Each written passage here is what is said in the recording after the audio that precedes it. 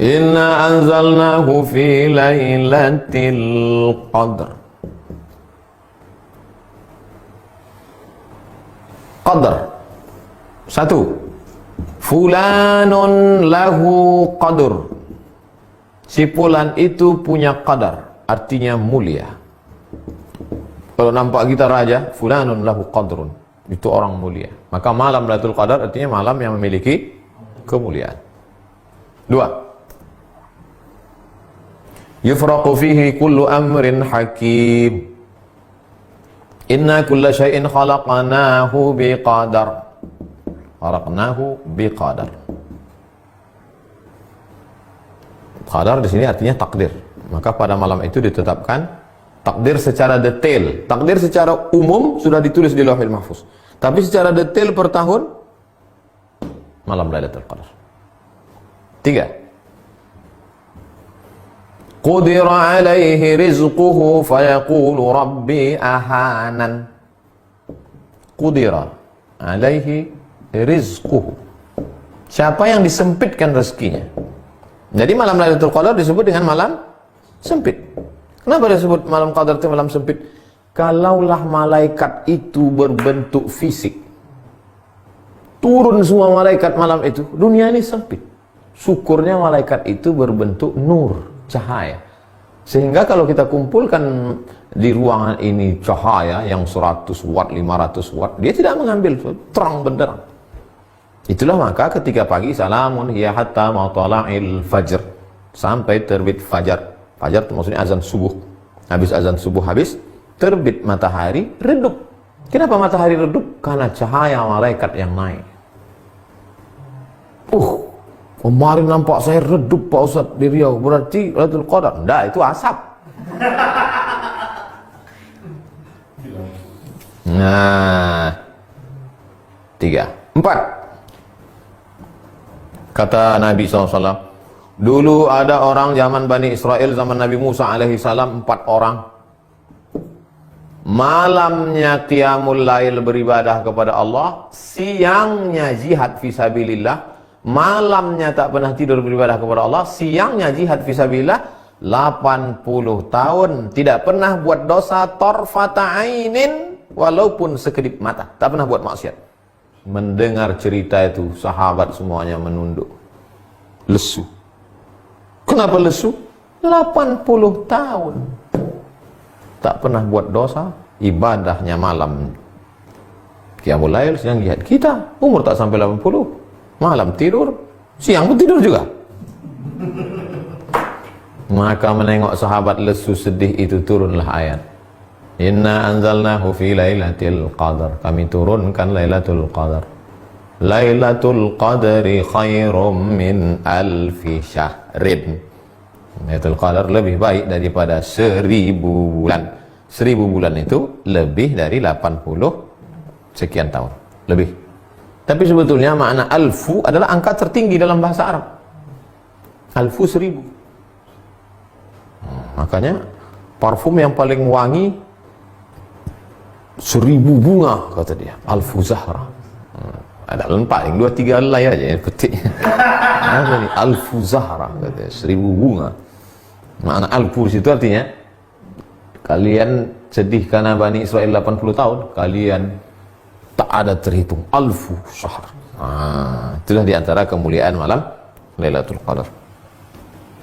Kenapa Pak Ustaz di Indonesia malam 17, sementara katanya 10 terakhir?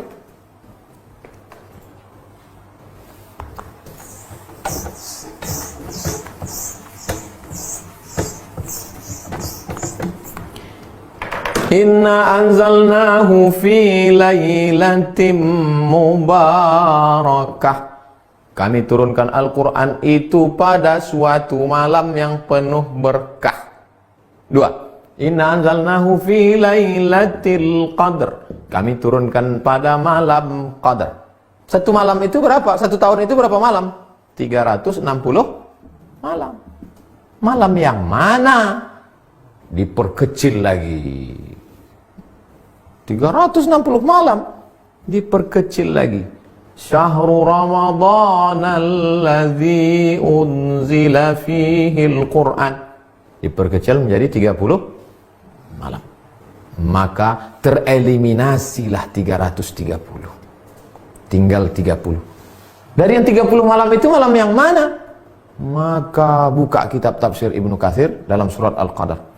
Ada pendapat mengatakan malam pertama, ada pendapat mengatakan malam ketiga, ada pendapat mengatakan malam kelima, ada pendapat mengatakan malam ke-9, ada pendapat mengatakan malam ke... Terus pendapat yang mengatakan malam 17, di antara yang berpegang itu adalah mazhab Syafi'i.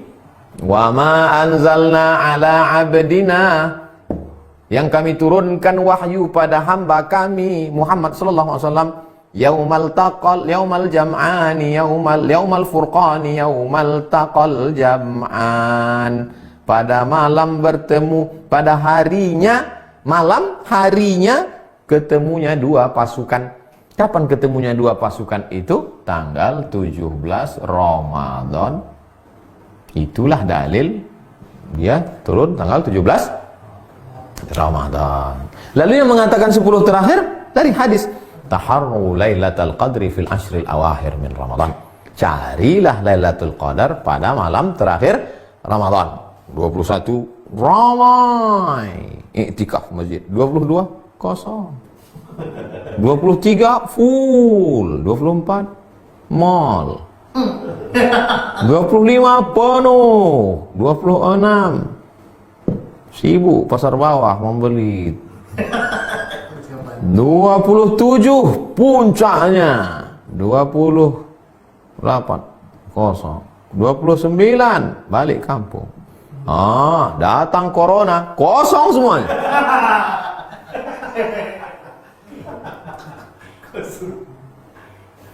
Lalu kemudian diperkecil lagi menjadi 10 berdasarkan kata Nabi. Karena Rasulullah SAW pada Nabi SAW pada malam 10 terakhir Ramadan, aiqadha ahlahu, dibangunkannya istrinya, syadda mi'zarahu, ikat sarungnya, maksudnya dia balik lebih banyak beribadah, iktikaf. Itulah dalil yang mengkhususkan 10 terakhir. Malam 27 hadis Nabi. Tapi ini semuanya adalah prediksi. Buka tafsir Al-Kabir Imam Fakhruddin Ar-Razi, tafsir Ar-Razi, Mafatihul Ghaib, kunci-kunci ghaib, pada ayat surat Al-Qadar. Di penutup itu dia sebutkan, Allah tidak sebutkan siapa yang dapat taubat nasuha.